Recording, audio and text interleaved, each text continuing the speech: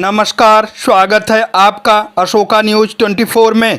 आपके साथ हूं मैं अशोक कुमार मौर्य। आइए आज की खबरों पर एक नजर डालते हैं। भदोही 24 जुलाई 2024 को जिलाधिकारी विशाल सिंह की अध्यक्षता में कलेक्ट्रेट सभागार में 1 से 31 जुलाई 2024 तक चलने वाले विशेष संचारी रोग नियंत्रण अभियान एवं 11 से 31 जुलाई 2024 के मध्य दस्तक अभियान को लेकर अंतर विभागीय समन्वय की बैठक कर संबंधित अधिकारियों को आवश्यक दिशा निर्देश दिए। जिलाधिकारी विशाल सिंह ने कहा कि संचारी व दस्तक अभियान के समाप्ति तक इसके सभी इंडिकेटर्स में 100% क्रियान्वयन सुनिश्चित किया जाए। झाड़ियों की कटाई, साफ सफाई, जल निकासी आदि आयामों के लक्ष्य के सापेक्ष प्रगति न करने वाले सभी एडीओ का वेतन रोकने का निर्देश जिलाधिकारी द्वारा डीपीआरओ को दिया गया। साथ ही संचारी दस्तक अभियान के फीडबैक में आंगनवाड़ी कार्यकर्तियों की लापरवाही दर्शित होने पर जिलाधिकारी ने नाराजगी व्यक्त की। बैठक में अपर मुख्य चिकित्सा अधिकारी, समस्त खंड विकास अधिकारी, अधिशासी अधिकारी, जिला विद्यालय निरीक्षक, जिला बेसिक शिक्षा अधिकारी भूपेन्द्र नारायण सिंह, जिला सूचना अधिकारी डॉक्टर पंकज कुमार, संबंधित चिकित्सा अधिकारी सहित अन्य संबंधित अधिकारी एवं ओआईसी मौजूद रहे।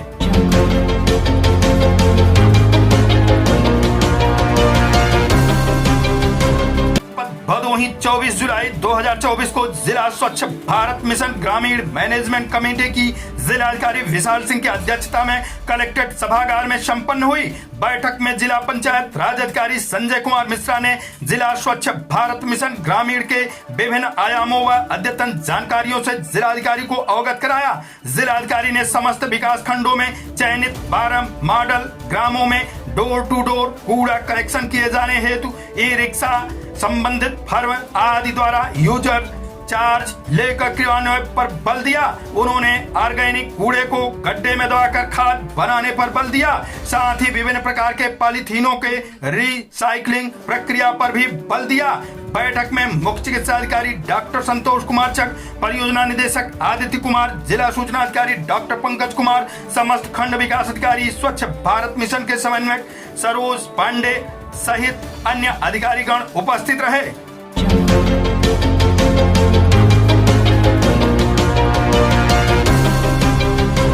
जनपद भदोही स्थित ग्राम पंचायत पिपरिस में स्थित गौशाला के पास विकास खंड भदोही की ग्राम सभा की 20 बीघे जमीन कब्जा मुक्त कराकर उस पर पुलिस सुरक्षा के साथ बीडीओ भदोही द्वारा हरे चारे की बुआई की गई।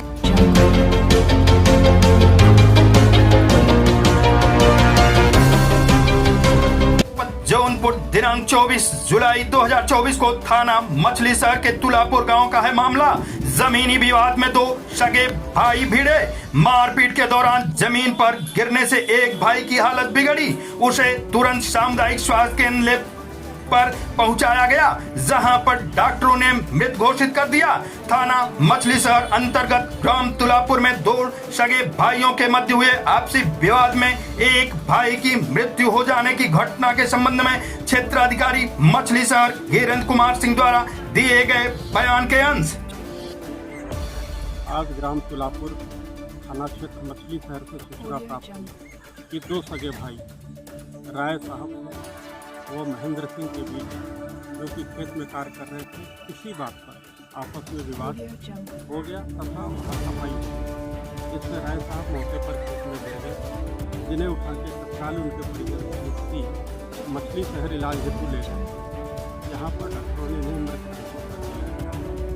इस संबंध में परिजनों से तहरीर प्राप्त कर अभियोग का पंजीकरण कराया जा रहा है तथा अभियुक्तों की शीघ्र गिरफ्तारी कर ली जाएगी।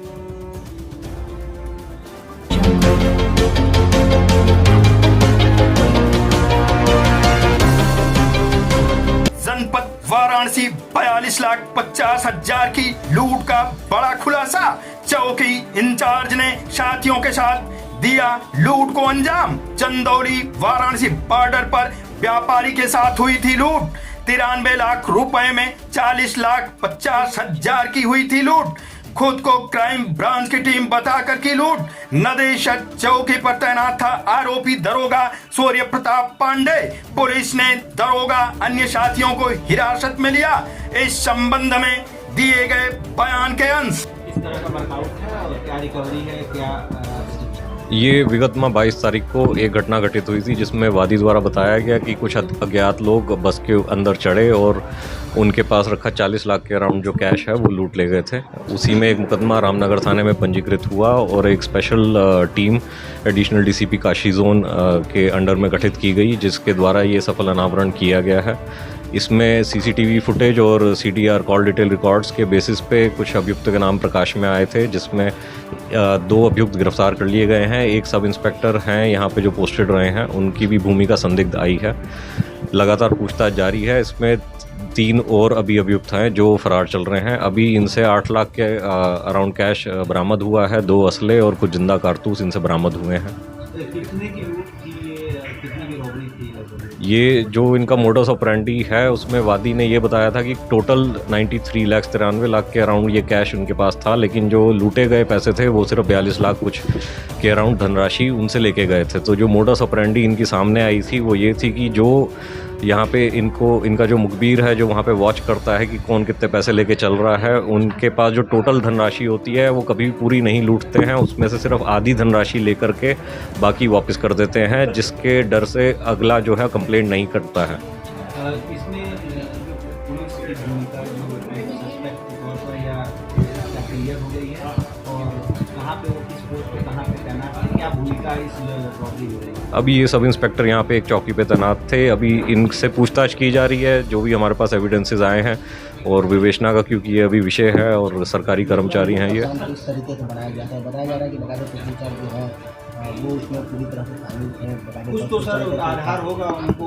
जांच में शामिल करने का या एक्टिव जो एविडेंस हमारे पास प्राप्त हुए हैं, क्योंकि अभी हमें माननीय न्यायालय में ये सबमिट करने होंगे, तो ये पब्लिक डोमेन में हम लोग नहीं दे सकते क्योंकि इंटरनल डिपार्टमेंटल ये एक इंक्वायरी का भी इशू है। खाली कैसे रची गई, किस प्रकार? जैसा मैंने बताया, मोडस ऑपरेंडी ये रहता है कि इनका जो एक आदमी है वो मुखबिर बन के जहाँ पे भी जो व्यवसायी होते हैं उनको वॉच करता है कि कौन कितना कैश पर डे लेके जा रहा है, और उसी में ये लोग उसको किसी रास्ते में जाते वक्त पकड़ने की कोशिश करते हैं। उनसे फिर जो टोटल धनराशि है वो ना लूट करके आधी धनराशि या अराउंड 50% या 60% धनराशि अपने साथ ले जाते हैं। तो क्या बताते थे ये अपने आप को बताते हैं कि हम लोग क्राइम टीम हैं, हम लोग आपकी चेकिंग करने आए हैं, हमें संदिग्ध सूचना मिली है कि आप लोग कुछ अवैध चीज़ें लेकर जा रहे हैं। 2 असले बरामद हुए हैं और कुछ जिंदा कारतूस बरामद हुए क्या हैं। वर्दी में यूनिफॉर्म में रहते हुए करते रहेंगे किस तरह से सिविल ड्रेस में ही इसकी अभी पूछताछ की जा रही है कि कहाँ कहाँ हमारे को फुटेज मिल पाएगा जहाँ पे ये वर्दी इन्होंने यूज़ करी है कि नहीं करी है। सर प्राथमिक जांच में ये कुछ बातें सामने आ रही है कि ये लोग और भी घटनाओं को अंजाम दे चुके हैं, क्योंकि जो इनमें से एक अभियुक्त हैं उन पे जुवेनाइल एक्ट में 302 का मुकदमा चल चुका है, उसमें ये सजा याफ्ता थे, और दूसरा जो है उनके ऊपर 363-66 का भी मुकदमा रहा है।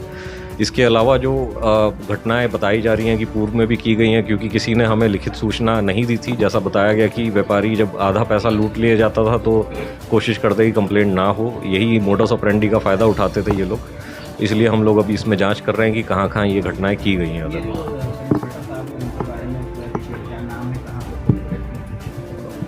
वो आपको जो प्रेस नोट प्रदान किया गया है उसके अंदर पूरी जानकारी है जहाँ जहाँ ये रहे हैं। लगातार ये टच में थे घटना के दिन और उससे पूर्व में भी, यही अभी जानकारी आई है, और बाकी जो विवेचना में हमारे पास आएंगे संज्ञान में तथ्य उस पर कार्रवाई की जाएगी। आज की फटाफट खबरें समाप्त हुआ, फिर मिलते हैं ऐसे ही बेबाक खबरों को लेकर। तब तक के लिए नमस्कार।